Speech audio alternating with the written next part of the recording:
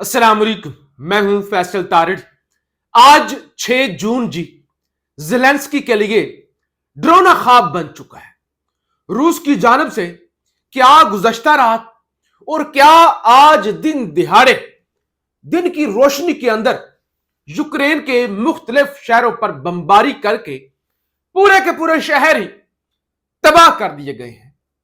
सूरत हाल ये है कि इस वक्त ज़ेलेंस्की बंकरों के अंदर छुप चुका है और वो यूरोप और नेटो जिसकी इमा पर ज़ेलेंस्की ने खत्म होती हुई जंग को दोबारा छेड़ा, इस वक्त वो बस टिकटिकी लगाए देख रहे हैं और वो कुछ भी मदद नहीं कर पा रहे।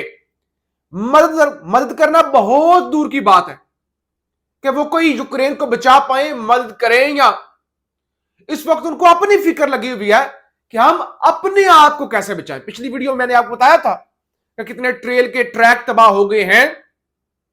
कैफ जो कि कैपिटल है यूक्रेन का, वहां पे क्या सूरत हाल बनी हुई है, कितने लोग मारे जा चुके हैं। अब रूस की जानब से एक बड़ा दूसरा दावा सामने आया है। रूस की जानब से यह कहा गया है कि missiles and drones rain down across Ukraine. वो कहते हैं कि हम मिसाइलों और ड्रोन्स की बारिश बरसा रहे हैं, इक्का दुक्का नहीं। मैंने पहले भी आपको बताया था ना कि एक 100 मिसाइल, एक 100 ड्रोन इकट्ठा दागा जाता है। आपने कहा भाई हम बारिश बरसा रहे हैं, बारिश। और साथ इन्होंने फोटेज भी जारी की है और ये फोटेज दिन की रोशनी की है, रात की नहीं है। और उन्होंने कहा आगे जो है वो रशिया की जानब से जो बताया गया है, कहते हैं explosions from Lviv to Kharkiv, no city is untouched. वो कहते हैं लवीव से लेकर खार्किव तक कोई ऐसा शहर नहीं है जो अनटच्ड हो, जिस पर हमला ना हुआ हो। और कहते हैं ज़ेलेंस्की हाइड्स अंडरग्राउंड, ज़ेलेंस्की बंकरों के अंदर छुप चुका है। अब आए ना सामने, लोग तो दुआएं कर रहे थे कि ये जंग खत्म हो, तमाशा खत्म हो। अब इसने जंग दोबारा शुरू की है ना। अब आए, वो कम से कम सामने तो आए। वो जो ग्रीन स्क्रीन से रिकॉर्ड करवा देता है पैगाम और कहता है मैं ग्राउंड के अंदर हूं, कोई इसी तरह की वीडियो ही जारी कर दे, लेकिन नहीं सामने आ रहा। रशिया कहता है नेटो वॉचेस हेल्पलेसली। नेटो के मुमालिक अब बेउम्मीद होके, नाउमीद होके, वो कुछ नहीं कर सकते, हेल्पलेस है। वो देख रहे हैं हो क्या रहा है। वी वार्नड यू, हमने तुम्हें वार्न किया था। You choose escalation. क्या हमने तुम्हें वार्न किया था? हमने तुम्हें कहा था कि हमारे सब्र का इम्तिहान ना लो, लेकिन तुमने यही रास्ता चूज किया। अब भुगतो, अब भुगतो। Now face the fire you lit and this is just the first wave. उन्होंने कहा अब भुगतो, अब तुमने आग से खेले हो ना, अभी तुमने कहा ये पहली वेव है, पहली। अब हम जो तुमसे बदला लेंगे ना अपने जहाज तबाह होने का, और वो जो तुमने जो क्रीमिया वाले पुल तबाह किए हैं और दीगर जो तुमने सीज फायर होता होता जो है तुमने हमले किए हैं, अब जरा आओ, आप भुगतो।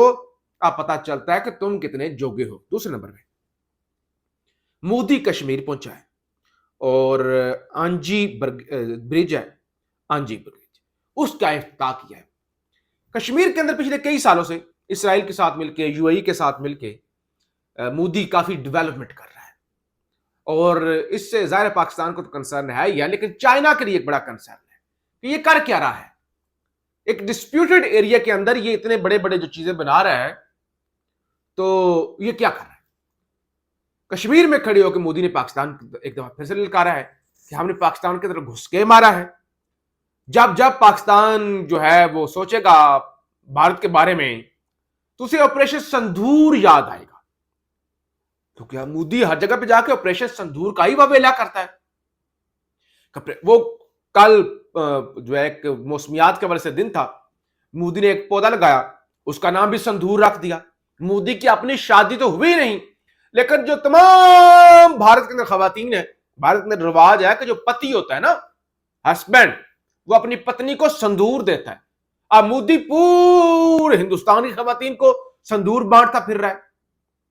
اور آج کشمیر میں کھڑے ہو کر کہا ہم دوبارہ حملہ کریں گے, ہم تم سے کشمیر چھین لیں گے, اور یہ آپریشن سندور نے تمہیں گہری چوٹ پہنچائی ہے, ہم دوبارہ تمہیں چوٹ پہنچائیں گے, اور جب جب تمہیں درد ہوگا تمہیں آپریشن سندور یاد آئے گا.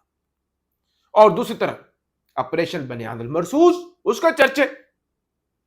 اب شہباز شریف اور آرمی چیف پہنچے ہیں, سعودی عرب پہنچے ہوئے ہیں, رات کو ان کی مکہ کے اندر حاضری ہوئی ہے, اور وہ شہباز شریف اور آرمی چیف فیلڈ مارشل صاحب کی تصویریں سامنے آئیں جس میں وہ عمرہ ادا کر رہے ہیں, اور جو مکہ مکرمہ کے اندر جو بیت اللہ ہے اس کے اندر تک, خانہ کعبہ کے اندر تک ان کو ایکسیس ملی ہے, وہ اندر گئے ہیں اور خبر آئی جو عمرہ ادا کیا گیا. اب کچھ علماء, دیکھیے مجھے کوئی دین کی اتنی بڑی سمجھ نہیں ہے, کچھ علماء یہ دعویٰ کرتے ہیں کہ یہ جو ہوتے ہیں نا 9 ذی الحج سے لے کر 13 ذی الحج کے دن, اس میں عمرہ نہیں ہو سکتا, یا اگر ہو سکتا ہے تو شاید کوئی اس کے اندر کیا لمیٹیشنز ہوتی ہیں, یا مکروہ ہوتا ہے یا نہیں ہوتا. بہرحال میں کچھ اس حوالے سے چیزیں پڑھ رہا تھا, کچھ میرے سامنے بھی آئی, کچھ ایک عالم دین ہے ان کا بھی ایک کلپ میرے سامنے آیا, یہ میں آپ کو سنا دیتا ہوں. 5 ایام جو ہیں یعنی 9 ذی الحجہ سے لے کر 13 ذی الحجہ تک,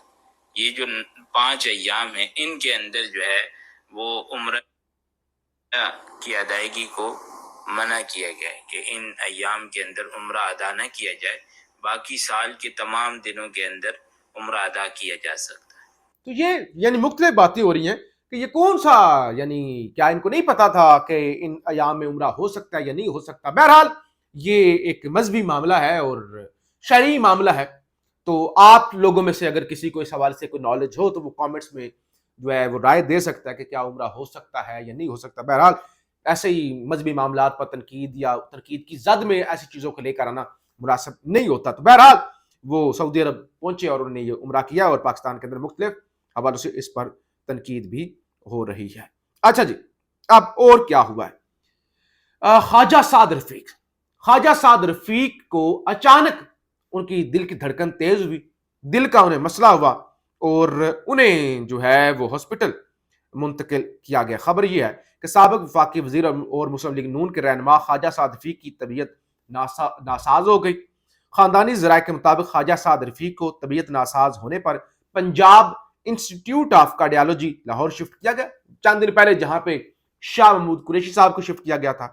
خاندانی ذرائع نے بتایا کہ اسپتال میں خواجہ سعد رفیق کے ٹیسٹ کیے جا رہے ہیں, اور اس کے بعد خبر جو پروفیسر بلال محی الدین ہے پنجاب انسٹیٹیوٹ آف کارڈیالوجی کے, ان کا جو بیان سامنے آیا ہے, کہتے ہیں خواجہ سعد رفیق کو پی آئی سی سے ڈسچارج کر دیا گیا ہے. ایگزیکٹو ڈائریکٹر پی آئی سی سعد رفیق کو دل کی دھڑکن تیز ہونے پر اسپتال لایا گیا تھا.